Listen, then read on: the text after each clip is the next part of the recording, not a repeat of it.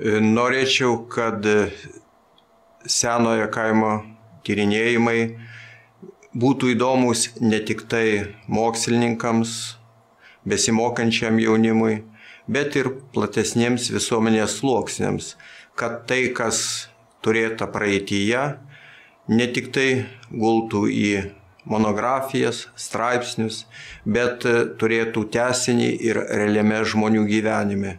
Ir dar vieno norėčiau palinkėti, kad mūsų kaimas išlaikytų savitumą, kuris buvo 20-ame amžiuje, kad važiuojant per Lietuvos kaimą būtų matyti, jog mes esame Lietuvoje, o ne vakarų Europoje. Taigi, kad modernėjant mūsų kaimas išliktų lietuvišku.